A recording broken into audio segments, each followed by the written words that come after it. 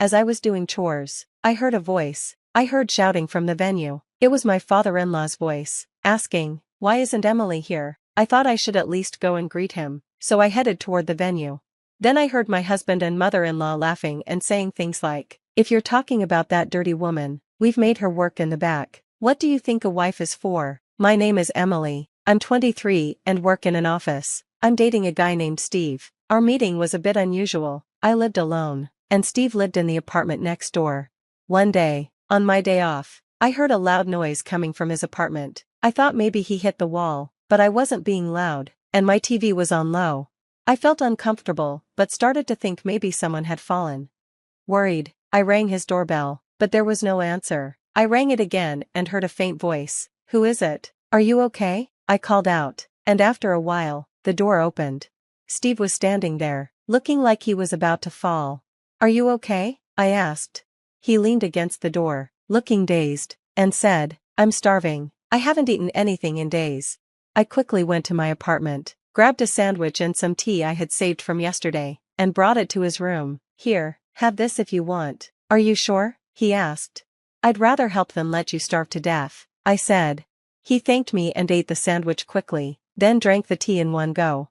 "Thank you," he said, sighing in relief. "I thought I was going to die. I'll definitely repay you for the sandwich later." "No need," I replied. "It's not a big deal, but why haven't you eaten in so long?" He explained. "After paying for tuition and rent, I ran out of money." "So you're a student?" "I'm a senior in college. I don't have a part-time job or anything. Actually, the pub where I worked suddenly went out of business." "What? That's terrible." "So I didn't get paid, and life became hard for me all of a sudden."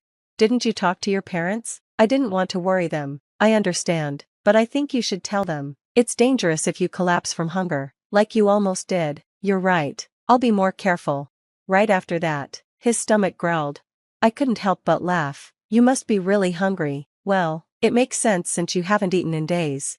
I decided to let him try my homemade cooking. He hesitated, but I insisted, telling him it would be bad if he collapsed from malnutrition. So, I made him fried rice in my room. "This is delicious. It's been a while since I had food this good." He ate quickly and happily, like a child, which was really cute and made me feel protective of him. We introduced ourselves and exchanged contact information. I told him to reach out if he ever needed help. It seemed like he found another part-time job soon after, and he got a job at a restaurant that provided free meals. "Thanks to you, I won't starve to death." "I'm glad to hear that." Recently, when I came home from work, I'd cook a little extra and invite him over to eat together. I was always lonely eating alone, so it was nice to have someone to share meals with. While I was thinking about that, he suddenly looked serious. "What's wrong?" I asked. As I asked nervously, he swallowed and said, "Emily, would you go out with me?" "Huh? I know I'm just a poor college student, and I'm not a good match for you, but I've fallen for you." I was surprised by his directness, but I also liked him, so I said, "I like you too, Steve." He was so happy when I agreed, and we started dating. We enjoyed spending time together, talking about things like whose room to hang out in since we lived next door to each other. Our relationship went smoothly, and after he graduated, he found a job. We decided to move into a bigger place when he started working. Although we had already been living together, we thought it would be better to share a larger room to lower the rent for both of us. We continued dating for a while and got married when I was 26, and he was 25. Even though we kept living in the same room, not much changed after our marriage. However, one thing did change right away: Steve's mother, who became my mother-in-law. Before, we had never been involved with her much, but after we got married, we had to see her more often. Even though she had never visited our home when we were living together, she started coming over a lot after we got married. "Emily, do you even clean the room properly?" she asked. "Look at all this dust. I can't reach that high, and I don't have time to clean up there after work." "What? You're talking back to your mother-in-law? You're a cheeky wife." "I just said I couldn't do what I couldn't do." "You're just full of excuses. I can't believe Steve married someone like you." My mother-in-law took every chance to criticize me. Since I left for work earlier and returned earlier than my husband, she would harass me non-stop until he came home. I tried to do the housework, hoping my husband would get home soon. "What are you making?" she asked. "Huh? I'm grilling fish." "Steve won't be satisfied with that. Make a more elaborate meat dish." "What are you doing, mother-in-law?" My mother-in-law threw the grilled fish I had made into the trash. I can't believe I left the daily cooking to you. From now on, I'll do it. If she cooked, that meant she'd come over every day. I didn't want that at all. There's no need, mother-in-law. I'll cook properly. No, I don't trust you. I'll come and cook every day. Just then, Steve came home. She immediately talked to him about it. Oh, you're going to help with housework, Mom? That's great. Please do, huh? Steve decided without even asking for my opinion. I'm looking forward to cooking with you, Emily, my mother-in-law said, smiling proudly. From then on, it was awful. She got a key from Steve and started coming into our house, waiting for me to get home from work. You're late. Don't just leave everything to me. I'm cooking. Start cleaning now. She made me do housework even when I was exhausted from work. Even if the house wasn't that dirty, she constantly watched me. If I took a break, she would scold me nonstop. I had no choice but to keep cleaning, which made me even more tired. She really did come every day to cook, and she even ate dinner with us. She would badmouth me in front of Steve, calling me useless. Don't cause trouble for Mom, Steve would say, blaming me instead of scolding his mother. My mother-in-law could come over every day because her husband was working abroad, and she lived alone, so she visited us often. She also started pressuring me about having a child. There's nothing better than having a child. Hurry up and have one or two. I tried to explain that it's not something we can just do right away, we have to wait. Younger people these days always have excuses, she said. I had Steve right after I got married. Huh? It's because you're working, she replied. What? I was a housewife, so I could have children right away.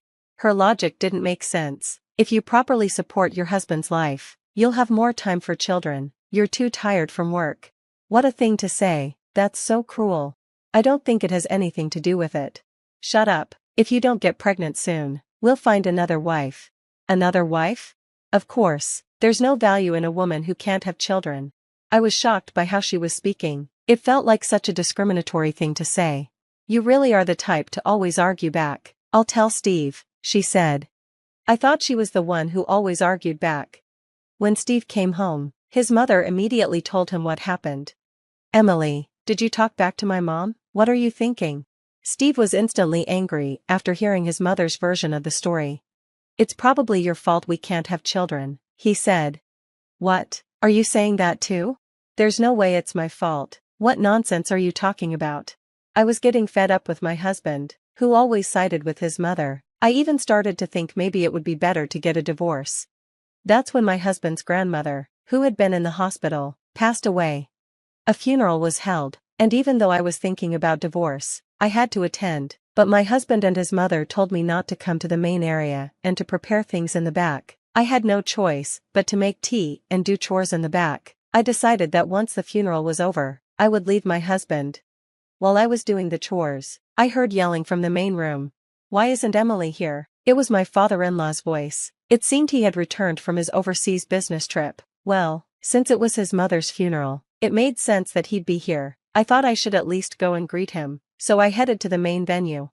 Then I heard my husband and mother-in-law talking and smirking.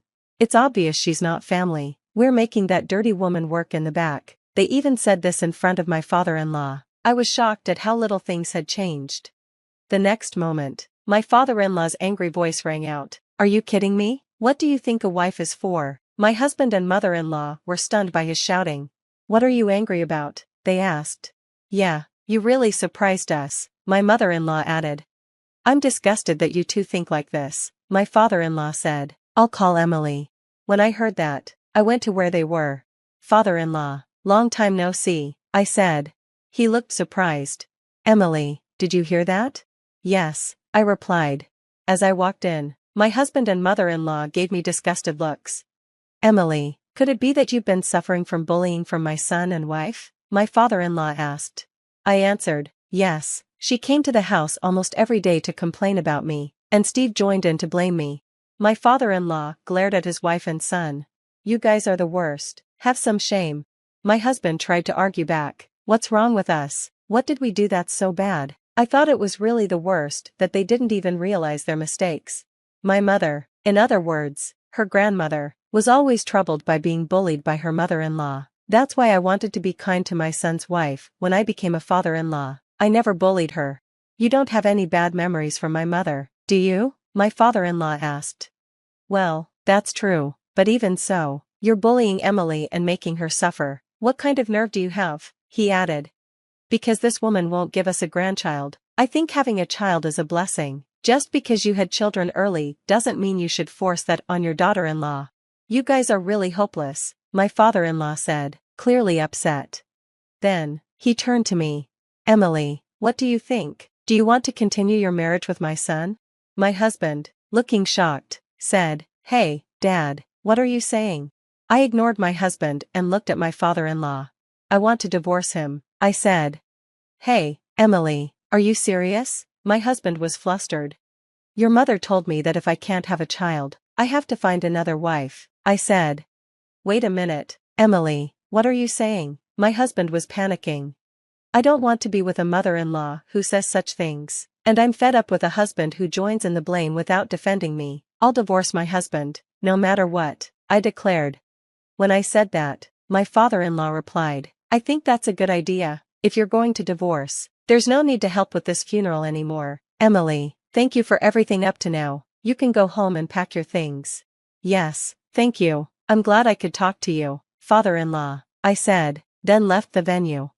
My husband and mother-in-law looked pale. Since everyone overheard our conversation, news of my husband and mother-in-law's bullying quickly spread, and they were looked down upon by all the relatives. With my father-in-law's help, I officially divorced my husband. It seems my father-in-law was so appalled by what happened that he also divorced my mother-in-law. My mother-in-law was left abandoned by my father-in-law and had nowhere to go, so she went to my ex-husband's place, but since I had been paying for most of the living expenses, they soon started running out of money. My ex-husband had saved nothing, so the two of them were struggling to make ends meet. Well, it's none of my business, so I don't really care. As for me, I now live alone in a single-person apartment and enjoy my life. I recently started keeping a cat, so I don't think I'll be dating for a while.